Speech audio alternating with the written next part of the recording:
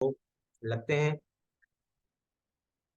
जिनके अंदर जो है वो आपके सकिंग पेस्ट भी हैं और च्यूइंग पेस्ट भी हैं। ठीक है, जनरली पेस्ट को जो है वो दो कैटेगरीज के अंदर जो है वो डिवाइड किया जाता है। एक पेस्ट जैसे होते हैं जो सकिंग पेस्ट होते हैं, या जिनको हम कहते हैं सकिंग कॉम्प्लेक्स। ठीक है, तो सकिंग पेस्ट वो पेस्ट होते हैं जो आपके क्रॉप की फोलिएज को नुकसान नहीं पहुंचाते। ठीक है ना, यानी कि पत्तों को डैमेज नहीं करते, या जो दूसरी चीजें हैं उनको डैमेज नहीं करते। कोई वाजे उनके अंदर कोई होल, कोई जो है ना वो कटा हुआ, वो चीज जो है वो आपको वहां पर नजर नहीं आएगी। लेकिन जो नुकसान होता है उनका वो यही होता है कि वो जो सेल का शेप होता है या प्लांट का जो जूस होता है उसको सिक्रेट कर लेते हैं। तो इनको कहा जाता है सकिंग पेस्ट। ठीक है, उसके बाद कुछ पेस्ट जैसे होते हैं जो कि होते हैं च्यूइंग पेस्ट। वो क्या करते हैं, वो आपके प्लांट के पार्ट को खा जाते हैं और उसको चबा के डाइजेस्ट कर लेते हैं। तो इनकी जो नेचर है वो थोड़ी सी चेंज होती है। सकिंग पेस्ट के जो सिम्टम्स हैं वो थोड़े अलग होते हैं, और आपके जो च्यूइंग पेस्ट हैं उनके जो सिम्टम्स होते हैं वो अलग होते हैं।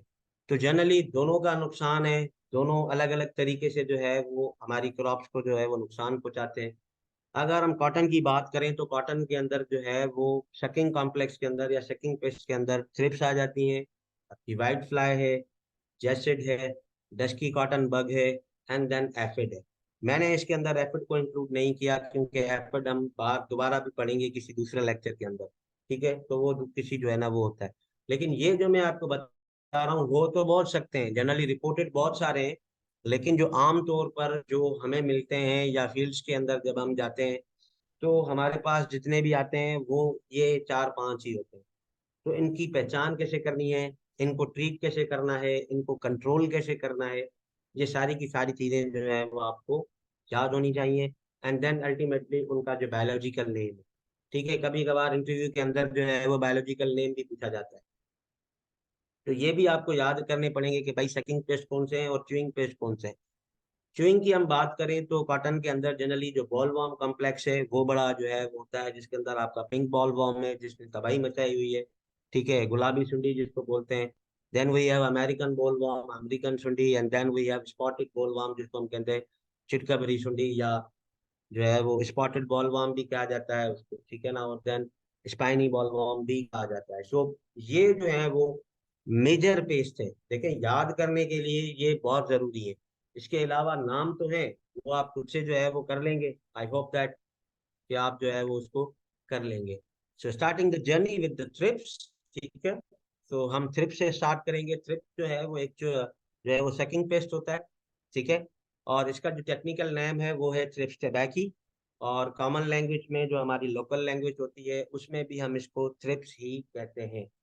ठीक है, थ्रिप्स की अगर हम बात करें तो थ्रिप्स का जो स्ट्रक्चर होता है वो जनरली जो है वो लाइस शेप्ड होती है। ऐसे लगेगा कि जैसे हमारे बालों के अंदर जो है वो जुएं पड़ जाती हैं, तो प्लांट्स के अंदर भी जो है वो थ्रिप जो है वो एक जू की तरह जो है वो नजर आती है। तो ये जो पिक्चर आपको नजर आ रही है ये इसके एडल्ट की है, और ये इतना बड़ा आमतौर पर जो है वो नजर नहीं आता। तो थ्रिप्स की अगर बॉडी की हम बात किए करें तो भाई थ्रिप्स जो है वो सिलेंडर होते हैं, यानी कि थोड़े लंबे से होते हैं, सिगार शेप्ड होते हैं। जैसे सिगार होता है जो स्मोकिंग के लिए यूज किया जाता है, उसका होता है straw coloured insects, and are about 1 to 15 inch long. ठीक है, तो ये 1.25 इंच तक जो है वो जो है वो इनका साइज हो सकता है एज एन एडल्ट। जब ये एडल्ट होते हैं तब जाके 1.25 इंच के जो है ये हो जाते हैं, लेकिन जब ये छोटे होते हैं तो वो बहुत छोटे होते हैं। अ- अगर हम बात करें इनकी माउथ पार्ट्स की तो भाई इनके पास पायर्सिंग एंड सकिंग। ठीक है ना, पायर्सिंग का मतलब ये है कि ये ऊपर से तो उसका सेल सक नहीं करेंगे ना। पायर्सिंग का मतलब ये होता है कि वो अपनी जो है वो पायर्सिंग जो माउथ पार्ट्स है उसको इंजेक्ट करेंगे विद इन द प्लांट, और वहां से जो है वो फिर सक करते हैं। तो पायर्सिंग नेचर इनकी होगी। ठीक है ना, जितने भी आपके सकिंग पेस्ट हैं उनके पास piercing and sucking cone shape mouth parts होते हैं। थ्रिप्स के जो माउथ पार्ट्स हैं वो कोन शेप्ड होते हैं, जैसे आप कोन आइसक्रीम वाली खाते हैं वैसे ही जो है वो इसके माउथ पार्ट्स होते हैं। अब अगर हम इसकी बात करें, ये इसकी आइडेंटिफिकेशन हम पढ़ रहे हैं कि भाई थ्रिप्स को आइडेंटिफाई कैसे किया जाता है कि ये थ्रिप्स है। अगर हम इसके एडल्ट के बात करें कि इनके जो एडल्ट होते हैं उनके जो विंग्स होते हैं वो नेरो होते हैं, और ये फ्रिंज्ड विथ हेयर्स होते हैं, यानी कि ये आप अगर देखें तो ये इसके जो है वो विंग्स हैं, और इसके ऊपर देखें ये बाल नुमा जो है वो छोटे छोटे से जो है वो स्ट्रक्चर्स जो हैं वो आपको नजर आ रहे हैं। एक बात ये कही जाती है कि ये उड़ भी सकते हैं, कि भाई इनकी जो ड्रिफ्ट होती है या उड़ान होती है वो लॉन्ग डिस्टेंसेस जो है वो ट्रैवल करती है हवा के अंदर। ठीक है, यही बात जो मैंने आपको पहले वहां पर बता दी थी कि भाई due to their small size thrips are often difficult to see. ये एडल्ट अगर 1.25 इंच का है, तो इसका जो छोटा बच्चा होगा वो कितने इंच का होगा। तो ये जो चीजें हैं,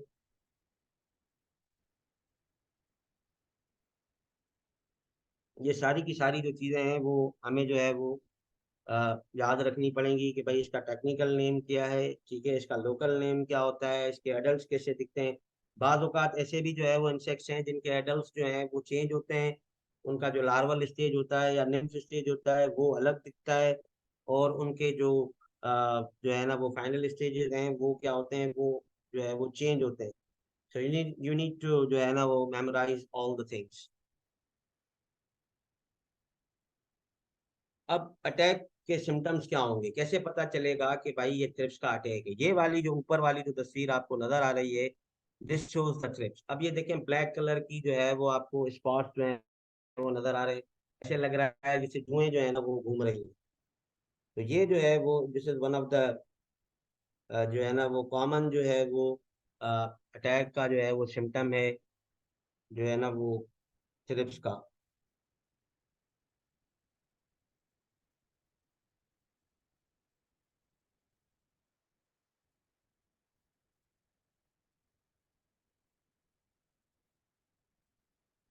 ठीक है, अब इनके अटैक करने की जो नेचर है, ठीक है, ये लीव्स को भी अटैक कर सकते हैं और लीफ बड्स को भी जो है वो अटैक कर सकते हैं। ठीक है ना, यानी कि लीफ को खुद को भी करेंगे, और जहां से लीफ निकलता है उसकी जो बड होती है उसको भी जो है वो अटैक कर सकते हैं ये। ठीक है, स्क्वायर्स जो है वो याद रखें, कॉटन के अंदर स्क्वायर्स जो है वो एक स्ट्रक्चर होता है छोटा सा, जिसमें से आपके फ्लावर्स जो है वो इमर्ज होते हैं।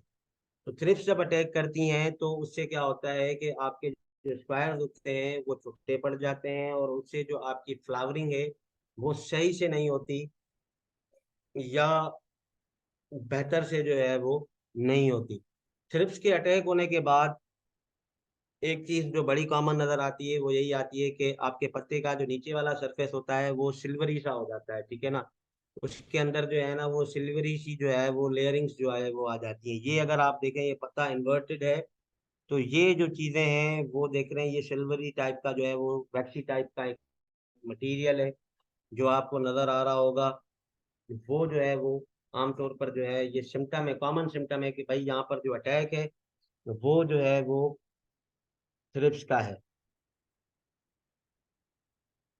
ठीक है, उसके बाद आपके जो लीव्स हैं वो डिफॉर्म्ड हो जाते हैं, यानी कि अपनी जो शेप है वो जो है वो लॉस कर बैठते हैं, या उनकी जो रियल शेप होती है वो खत्म हो जाती है, ब्लैक एंड से हो जाते हैं, आपको ऐसे लगेगा कि काले काले से जो है वो धब्बे आ गए हैं उसके ऊपर। और जो प्लांट का जो ऊपर वाला टर्मिनल पार्ट होता है वो भी जो है वो डैमेज हो जाता है। So these are the symptoms of thrips. के थ्रिप्स जब अटैक करती है तो क्या होता है, सबसे पहले याद रखें कि वो लीव्स को भी अटैक कर सकती हैं और लीव्स के बड्स को भी अटैक कर सकती हैं। पहली बात तो ये याद रखनी है। उसके बाद स्क्वायर्स का मैंने आपको बताया, ये स्क्वायर्स वो स्क्वायर वाला नहीं है, लेकिन स्क्वायर एक स्ट्रक्चर होता है कॉटन के अंदर जिसमें से उसके जो लीफ हैं, सॉरी, जो फ्लावर्स हैं वो निकलते हैं। ये आप अगर देख सकते हैं तो this is called a square. Leaf जो हैं वो डिफॉर्म्ड हो जाते हैं, उनकी जो शक्ल है या फिजिकल अपीयरेंस है वो खराब हो जाती है। ठीक है, और आपके जो उनका जो कलर है वो काला पड़ सकता है। और आप लास्ट में क्या होता है कि भाई आपके जो प्लांट के जो टर्मिनल पार्ट्स हैं या जो ऊपर वाले जो उनके जो है वो पार्ट्स हैं वो क्या हो जाते हैं, वो लॉस हो जाते हैं या खत्म हो जाते हैं। तो these are the symptoms of the thrips attack. ये सारे के सारे जो हैं वो थ्रिप्स के जो है वो अटैक के सिम्टम्स हैं। अगर हम इसकी लाइफ साइकिल की बात करें तो भाई इसका जो लाइफ साइकिल है वो 6 मुख्तलिफ स्टेजेस पर जो है वो मुश्तमिल होता है। ठीक है, तो पहला इसका जो स्टेज है वो है एग। इसकी जो फीमेल है वो एग देती है। ठीक है, इनमें दो टाइप का जो है वो मैकेनिज्म होता है कि भाई एक फर्टिलाइजेशन होती है या नहीं होती है, वो एक अलग बात है, वो जो एक्सपर्ट्स हैं, या आपको अगर ज़्यादा इसके डीपली जाना है तो आप पढ़ सकते हैं। Then there is a two larval stages, जिसको हम निम्फ स्टेजेस बोलते हैं। ठीक है, पहला फर्स्ट इंस्टार लार्वा होता है। इंस्टार का मतलब है चेंज। जब वो मोल्टिंग करता है या अपनी जो स्किन है उसको शेड करता है कोई भी इंसेक्ट, तो हम उसको कहते हैं इंस्टार। होता वो वही है, लेकिन उसके अंदर जो है वो दो चेंजेस आएंगे। तो दो इसके लार्वा स्टेजेस होते हैं, देन वो चेंज हो जाता है into the pre pupa, then वो कन्वर्ट होता है प्यूपा में, and then there is adult. Eggs जो है वो एडल्ट दे सकते हैं। तो ये अगर आप इसको देखें तो ये एग होता है। ये एग है वो फीमेल्स जो है वो ले करती हैं जनरली प्लांट्स के जो है वो फोलिएज के ऊपर। ठीक है, लीफ के अंदर भी कर सकती हैं, प्लांट्स के जो टिश्यूज हैं उसके अंदर भी हो सकते हैं, और फोलिएज पे भी हो सकते हैं। देन ये पास होता है, पहला इसका लार्वल स्टेज आता है, देन इसका दूसरा लार्वल स्टेज आता है, then it converts into the pre pupa, then it converts into the pupa, and then it comes to the adult. ठीक है, और इसके जो एडल्ट हैं वो 150 से 300 अंडे जो है वो दे सकती हैं। तो this is the life cycle of thrip. Thrips in the pre pupal and pupal stages are non feeding. ये जो इनके दो स्टेजेस हैं, प्री प्यूपल एंड पीपल, इसके अंदर जो है वो ये नॉन फीडिंग जो है वो हो जाते हैं, यानी कि ये आपके प्लांट्स को जो नुकसान नहीं पहुंचा सकते किसी भी हवाले से। और ये जनरली जो इनका प्री पीपल और पीपल स्टेज है वो जनरली आपको मिलेगा सॉइल के अंदर। पर कभी कभार ऐसा भी हो जाता है कि ये पीपल और प्री पीपल स्टेज के अंदर भी जो है वो आपको प्लांट के ऊपर भी जो है वो मिल सकते हैं। अब जो भी बंदा पेस्ट स्काउटिंग करता है, ठीक है, उसके लिए ये लाजमी है कि वो डिस्टिंग्विश करे between the larvae and the adult thrips, क्योंकि ये दो जो है वो इसकी मेन स्टेजेस होती हैं जहाँ पर ये सबसे ज्यादा जो है वो नुकसान पहुंचा रहा होता है।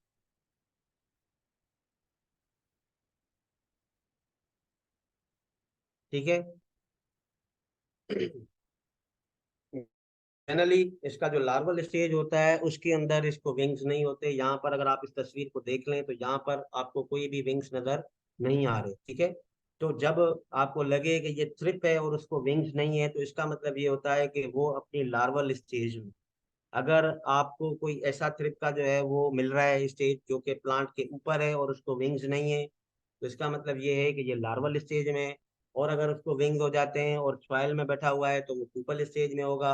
और अगर उसको विंग्स हैं और वो प्लांट के ऊपर बैठा हुआ है, तो फिर इसका मतलब ये है कि ये एडल्ट ही जो है वो बन चुका है।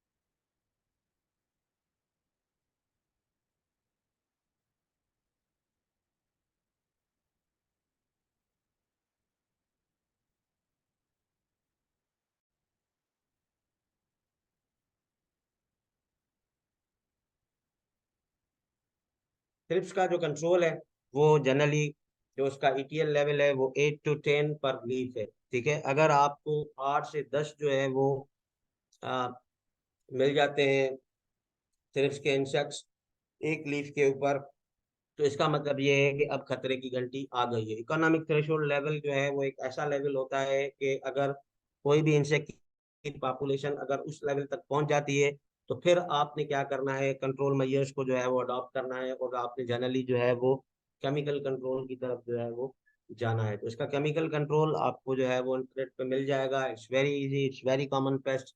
कोई इतनी बड़ी जो है वो इसके अंदर ऐसी चीज नहीं है कि जो किसी ने जो है ना वो ना पढ़ी हो या ना सुनी हो। Then the second insect is the jassid.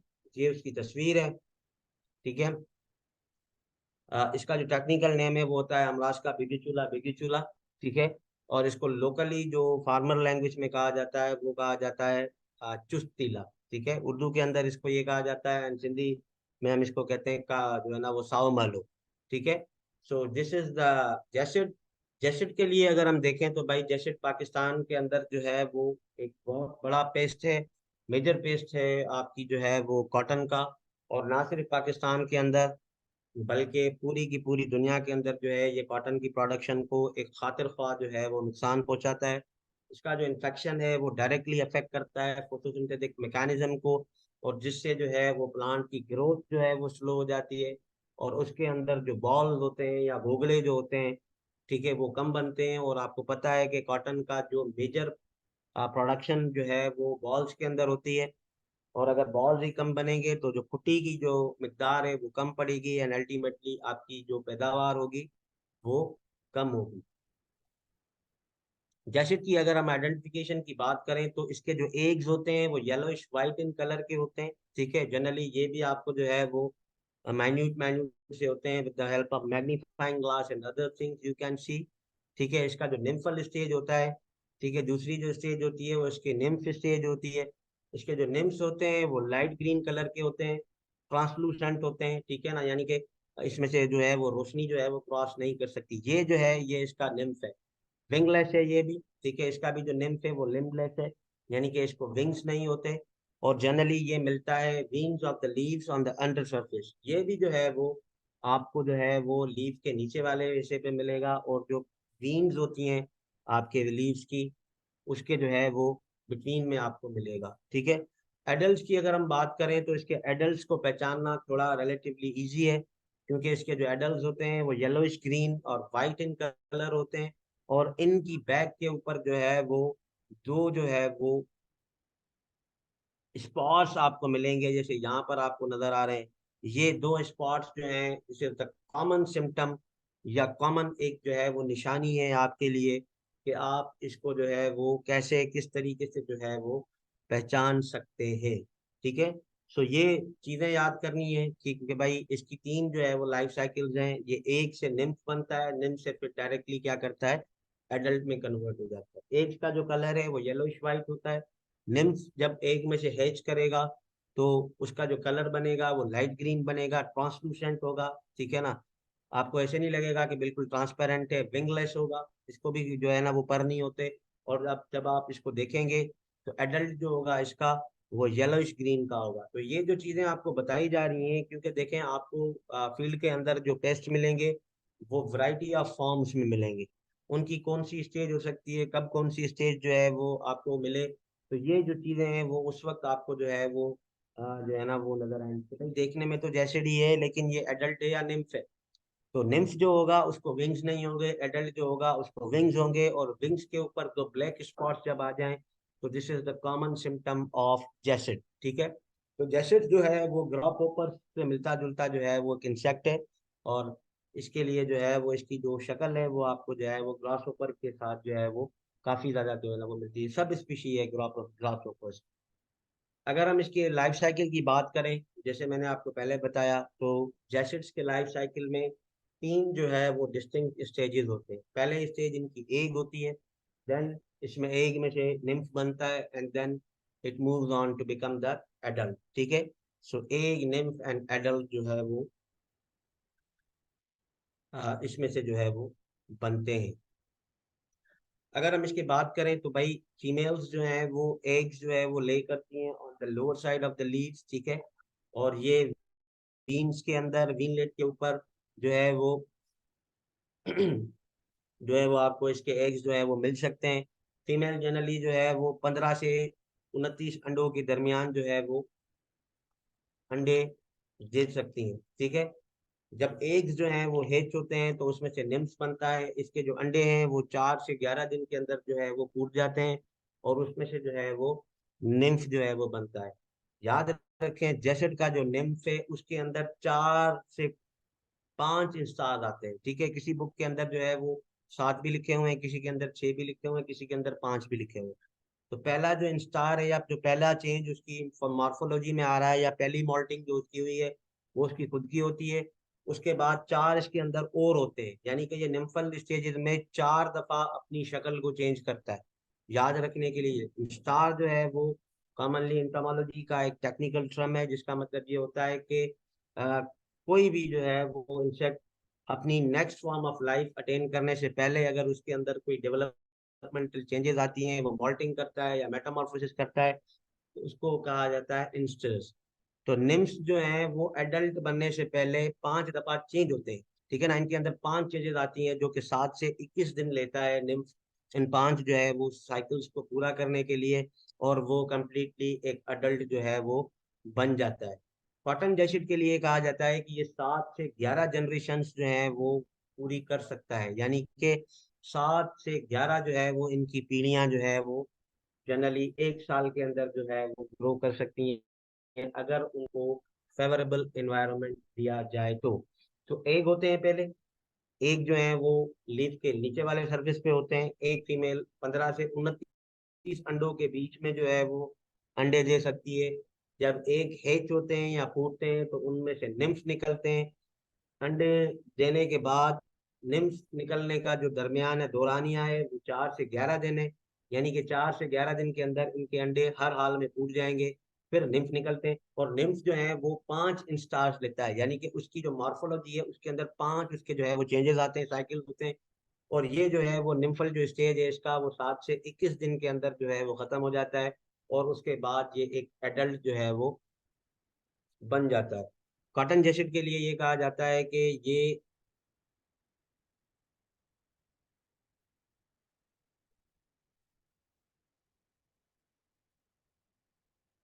We can say okay. तो कॉटन जैकेट के लिए ये कहा जाता है कि भाई ये एक साल में 7 से 11 जनरेशन जो हैं वो अपनी कंप्लीट कर सकता है, अगर इसको एनवायरनमेंट फेवरेबल दिया जाए तो। इसका जो ईटीएल लेवल है वो 1 निम्फ और एडल्ट पर लीफ है। इसका मतलब ये है कि इसका निम्फ भी नुकसान पहुंचा सकता है और एडल्ट भी जो है वो नुकसान पहुंचा सकता है। अब ये आप देखें तो this is the common picture. ये एक माइक्रोस्कोपिक पिक्चर है जिसके अंदर आपको जो है वो जैसेट जो है वो नजर आएगा। और ये क्योंकि इसके दोनों लीफ के ऊपर स्पॉट्स मौजूद हैं, इसके विंग्स भी हैं, तो ये एक इसका एडल्ट है।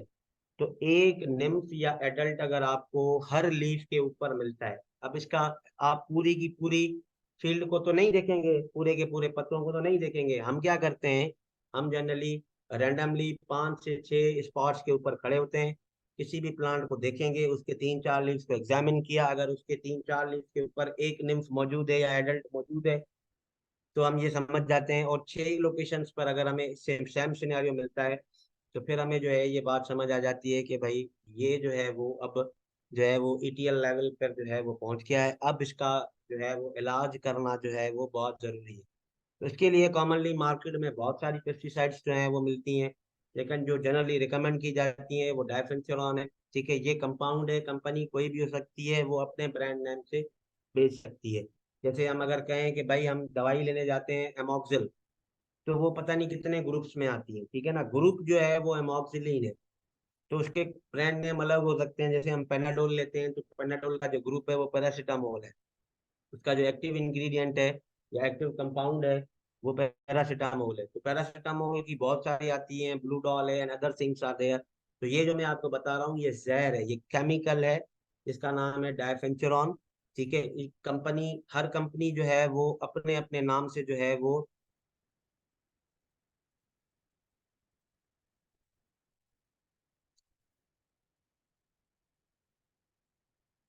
I am not talking about the Metamorphosis over here, ठीक है, मैं सिर्फ ये बता रहा था कि भाई एक से वो निम्फ में जाता है, निम्फ के बाद वो एडल्ट जाता है। किसी भी दो जो है वो ग्रोइंग स्टेजेस के दरमियान अगर कोई भी इंसेक्ट अपनी जो है वो मॉल्टिंग करता है या उसके उसी फॉर्म ऑफ जो है वो लाइफ में चेंज आती है तो उसको हम कहते हैं इंस्टेज। ठीक है, ये मैं अभी मेटामॉर्फोसिस पे गया ही नहीं हूँ, ठीक है, I am not talking about the Metamorphosis. ठीक है, मैं सिर्फ आपको ये बता रहा था कि इंस्टेज का मतलब क्या है। इंस्टेज का मतलब ये है कि स्टेजेस हैं उसकी।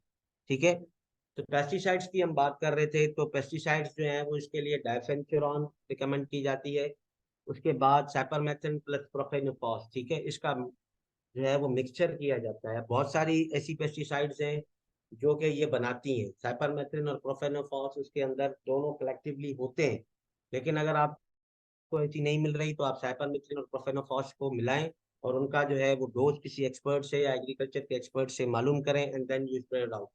और उसके बाद एक दूसरी भी चीज आती है जो कि साइपरमेथ्रिन प्लस मोनोक्रोटोफॉस है। ठीक है, तो इन दोनों का भी मिक्सचर आप अप्लाई कर सकते हैं फॉर द कंट्रोल ऑफ जो है वो जैसिड।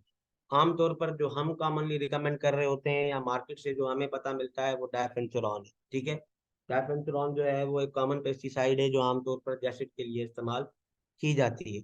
ये दूसरों के ऊपर भी कर सकती है, ठीक है ना। जनरली जो पेस्टिसाइड्स हैं वो थोड़ी सी जो है ना वो चेंज होती है। ठीक है, बालों का एक अगर फार्मर जो है वो कंटिन्यूअसली एक जगह पर कोई एक ग्रुप यूज करता है और वो ये कहता है कि सर अब ये पेस्टिसाइड जो है ना वो असर नहीं कर रही, तो फिर हम उसको कहते हैं कि भाई अब आपकी जो वेसिनिटी है उसके अंदर रेजिस्टेंस आ गया है और आप इसको जो है वो चेंज करें। तो बहुत सारे ऑप्शंस हैं, जैसे हमारे लिए बुखार के लिए बहुत सारी दवाइयाँ हैं, ऐसे ही जो है वो एग्रीकल्चर के अंदर भी पेस्ट को कंट्रोल करने के लिए बहुत सारी दवाइयाँ हैं। लेकिन जो कॉमनली रिकमेंड की जाती हैं वो ये तीन है। मिक्सर्स भी आप यूज कर सकते हैं और कलेक्टिवली सिंगली भी आप जो है वो यूज कर सकते हैं। ठीक है। सो उसके बाद जो तीसरा इसका आता है वो है डस्की कॉटन बाथ। ठीक है, ये आमतौर पर जो है ये इसकी तस्वीर है, आप यहाँ पर देख सकते हैं। This is a very dangerous paste. ठीक है, बाज़ औक़ात इसके जो आउटब्रेक है वो इतनी नहीं होती, लेकिन जब ये हो जाता है तो फिर तबाही मचा देता है। और इसका जो नाम है वो है ऑक्सीकैरिनियस लेट्रियस। ठीक है, किरबाई ये शायद इसका नाम दिया था, there is a mistake, so I need to rectify this.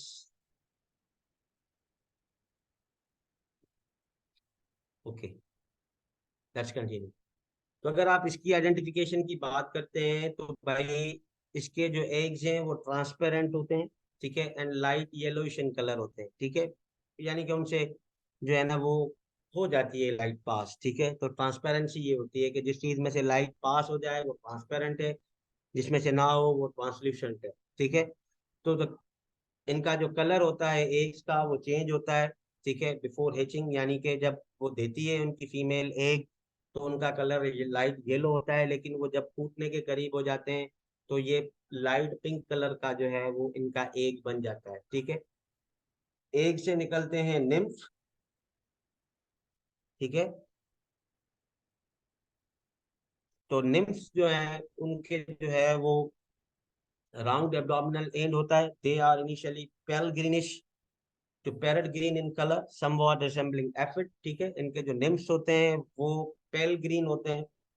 ठीक है, pale greenish to parrot green in colour होते हैं, समवॉट रिसेंबलिंग एफिड। अब एफिड का भी जो निम्फ होता है वो भी जो है वो इसी तरीके से जो है वो आपको देखने को जो है वो मिलता है। ठीक है, और इसके जो एडल्ट होते हैं वो 4 to 5 मिलीमीटर जो है वो बड़े होते हैं और reddish brown to dark brown in colour होते हैं। अब जैसे ये है, ये जो कलर है वो रेडिश ब्राउन कहलाता है। तो ये इसकी जो है वो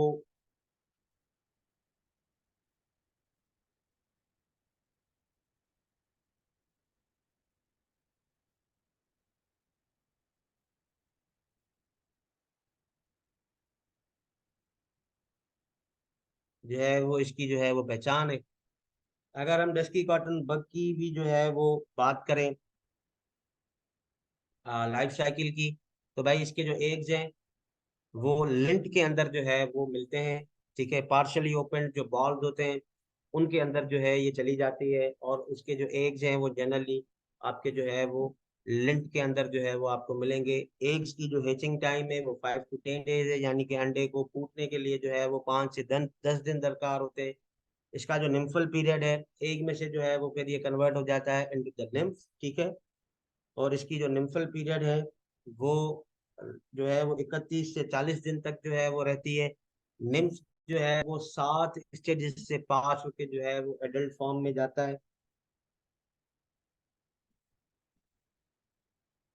ठीक है, और वो एडल्ट बनता है। वाइड नंबर ऑफ जनरेशन होती हैं, 3 to 4 are completed in 1 year and each generation may range about 20 days। तो एक साल के अंदर ये 3 से 4 जनरेशन जो है वो कंप्लीट करते हैं, और एक जो जनरेशन होती है इसकी वो 20 दिन तक जो है वो लास्ट कर सकती है। सो ये इसके एग्स हैं। जनरली एग से निम्स बनता है, निम्स से फिर एडल्ट बनता है।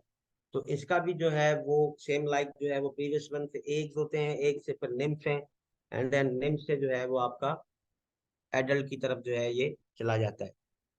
अगर हम डैमेज की बात करें तो इसका जो नुकसान पहुंचाने वाले हैं वो NIMS and adults of DCB, ये क्या करते हैं, डिसेक्ट करते हैं आपकी सीड्स को। ठीक है, जो डेवलपिंग बॉल्स होते हैं या जो घुघड़े होते हैं आपके, उसके अंदर जो सीड्स होते हैं कॉटन के, जो हम अगली सीजन के लिए यूज करेंगे for the purpose of replication, ये आमतौर पर उन सीड्स को जो है वो डिशेप कर देते हैं, डेवलपिंग बॉल्स के अंदर चले जाते हैं। इससे क्या होता है कि आपके जो सीड्स हैं वो प्रॉपरली ग्रो नहीं करते और वीक रह जाते हैं। ठीक है। डस्की कॉटन बग को आमतौर पर ये भी कहा जाता है कि भाई ये कॉटन को स्ट्रेन करती है। स्ट्रेन का मतलब ये होता है कि उसको पीलापन दे देती है। ठीक है। अगर इसका अटैक बहुत ज्यादा हो जाए और आप इसको वक्त पे कंट्रोल नहीं करेंगे तो क्या होता है कि वो सीड को तो नुकसान पहुंचाएगी ही पहुंचाएंगी, लेकिन आपकी जो लेंथ होती है, जो अंदर होती है आपकी जो रुई जिसको हम कहते हैं, ये उसके कलर को पीलापन दे देती है। ठीक है। और जब ये पीलापन हो जाती है उसके बाद जो है वो आपको जो है वो वाला रेट जो है वो मार्केट के अंदर जो है वो नहीं मिलता जो आमतौर पर आपको मिलना चाहिए। ठीक है। याद रखें कॉटन के कुछ पैरामीटर्स होते हैं। ठीक है।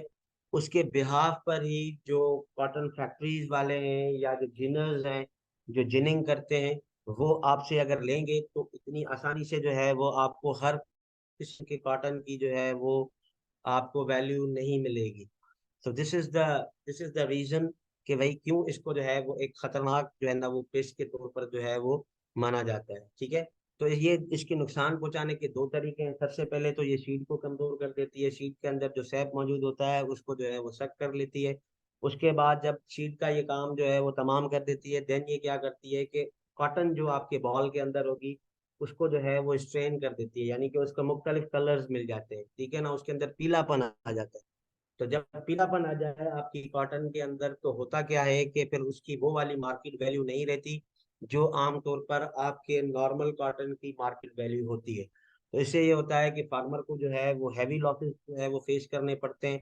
और ये बहुत क्विकली जो है वो बढ़ती है। अगर आपने टाइम पर इसको कंट्रोल नहीं किया तो ये आपके सारे के सारे जो प्लांट्स हैं या बॉल्स हैं उनको जो है वो तबाह बर्बाद कर देती है। अगर हम बात करें डस्की कॉटन बग की कंट्रोल की, तो इसको कंट्रोल करने के कल्चरल कंट्रोल्स भी हैं। ठीक है। कल्चरल कंट्रोल से ये है कि भाई जो भी इन्फेस्टेड प्लांट है उसको आप जड़ से निकालें और उसको जाके जो है वो बाहर जला दें। ठीक है। बेहतर यही होगा कि जला दें। अगर आप जला नहीं सकते, एनवायरमेंटलिस्ट हैं, एनवायरमेंटल पोल्यूशन को जो है वो ज्यादा जो है वो बढ़ावा नहीं देना चाहते, तो फिर आप क्या करें, इसको जो है वो डंप कर दें जमीन के अंदर। उसके साथ साथ ना सिर्फ उस पौधे को, लेकिन उसके जो होस्ट वीड्स हैं उसको भी जो है वो आपने जो है वो जो है ना वो खत्म करना होता है। आमतौर पर ये कहा जाता है कि भाई डस्की कॉटन बग जो है वो आपको ओकरा के अंदर भी मिलती है। तो कॉटन और ओकरा को एक साथ ग्रो नहीं करना चाहिए, या कॉटन की इर्द गिर्द की पसराई जो है पसगिरदाई के अंदर जो है वो आपको ग्रो नहीं करना चाहिए ओकरा। इससे क्या होता है कि आपका पेस्ट जो है वो आपके जो है वो मेजर क्रॉप के ऊपर आ जाता है और इससे आपको जो है वो बहुत सारा नुकसान जो है वो उठाना पड़ सकता है। ठीक है। Then there is a chemical control. याद रखें केमिकल कंट्रोल तभी अपनाया जाता है जब आप सारे हथकंडे अपना चुके हो। ठीक है। तो इसको केमिकल कंट्रोल करने के लिए जो है वो इसकी शीट ट्रीटमेंट भी की जाती है। थायमेथॉक्सिन जो है वो एक पॉइजन है या कंपाउंड है जो आमतौर पर हम यूज करते हैं कॉटन के अंदर for the purpose of seed treatment. ठीक है। ये इसके लिए भी होता है और आगे आने वाले एक दो और भी हैं उसके लिए भी होता है। प्रोफिनोफॉस भी है उसके अंदर। दूसरा केमिकल जो है वो प्रोफिनोफॉस है, आप उसको भी जो है वो यूज कर सकते हैं। Then there comes the lambda cyhalothrin. ठीक है।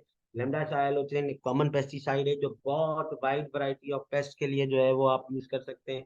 वो भी आप कर सकते हैं। डाइफेंचुरॉन है। ठीक है। जो हम जो है वो थ्रिप्स के लिए भी यूज कर रहे थे। And then there is a mixture of profenofos plus cypermethrin. ठीक है।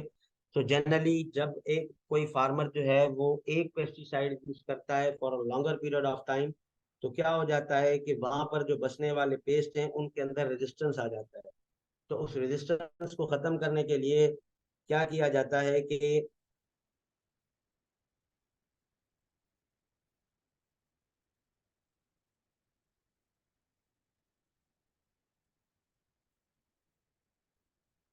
आपको जो है वो फिर मुख्तलिफ जो है वो पॉइजन्स या मुख्तलिफ केमिकल्स जो है वो आपको यूज करने पड़ते हैं। ठीक है। तो ये जो है वो 4 से 5 जो है वो केमिकल कंट्रोल्स हैं इसके। ठीक है। उसके बाद जो है वो आप इसको जो है वो अच्छे तरीके से जो है वो कंट्रोल कर सकते हैं। ठीक है। कॉटन बाइट फ्लाई सब इससे जो है वो होंगे। ये भी एक पॉलीफोबस जो है वो इंसेक्ट है जो कि वैरायटी ऑफ जो है वो जो है ना वो क्रॉप्स के ऊपर अटैक करता है। कॉटन के अंदर जनरली ये बहुत तबाहियां करता है, ठीक है। इसका जो नाम है वो ब्लेमिशिया टबैकी है, ठीक है। इसकी जो आइडेंटिफिकेशन है वो, वाइट फ्लाई को अगर हम देखें तो भाई इसके अंदर बहुत जेनेटिक डाइवर्सिटी है, ठीक है। 17 प्रोमिनेंट इसकी पॉपुलेशन हैं और 24 इसके बायोटाइप्स हैं, ठीक है। तो इससे ये पता चलता है कि ये कितनी वास्ट जो है वो फॉर्म्स में आपको जो है वो मिल सकती है। अगर आप इसके एज को देखेंगे तो एज इसके सेमी वाइट होते हैं, ठीक है। जैसे वो एक होता है प्योर वाइट, एक होता है आपका सेमी वाइट। तो इसके जो है वो सेमी वाइट है, stake changing brown in colour, ठीक है। एग्स जो है वो अपना जो कलर है वो ब्राउन हो जाता है उनका जब वो हेज के जो है वो नियर होते हैं या फूटने के जब ये करीब हो जाते हैं। अब ये देखें अंडों के कलर्स भी चेंज होते हैं जब वो हेचिंग के नजदीक होते हैं, तो जो है वो कुछ और कलर के होते हैं। जब वो फीमेल ले करती है तो उस वक्त उनका जो कलर है वो कुछ और होता है। इसके जो निम्स हैं वो yellow to bright yellow in colour होते हैं, ठीक है। Yellow to bright yellow in colour होते हैं।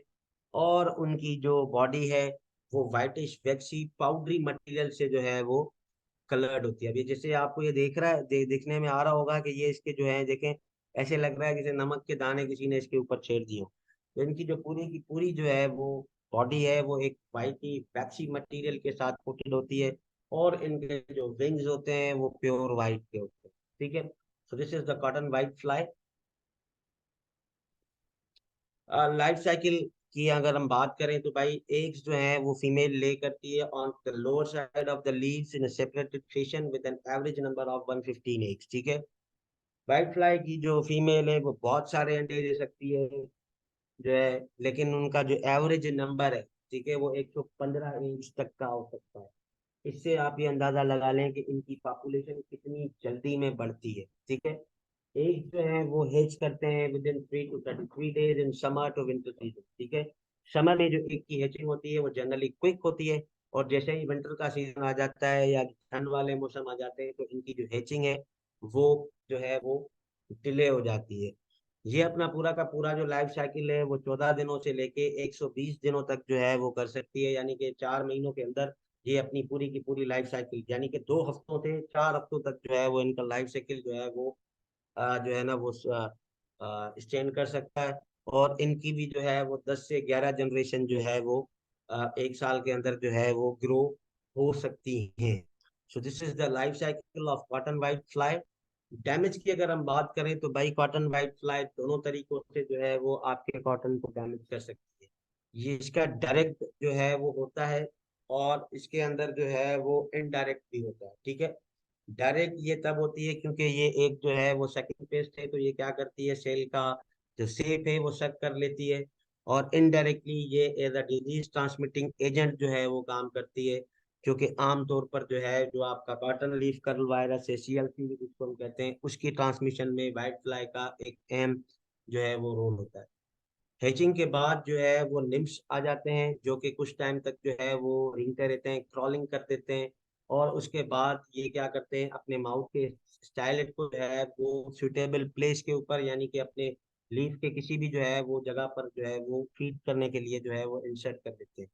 अगर आप इसके जो है वो सिम्टम्स, जो खतरनाक सिम्टम्स हैं उनको करें, तो ये जब अटैक करती है तो प्लांट मुरझा सा जाता है, क्योंकि ये जहरीले मवाद जो है, क्योंकि इसका जो सलाइवा होता है वो इंसर्ट करती है प्लांट के अंदर।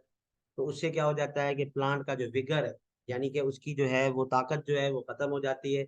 और इनडायरेक्टली जो है अगर ये इनडायरेक्टली करेगी तो ये सूटी मोल्ड जो है वो उसकी भी जो है वो रीजन बन सकती है, क्योंकि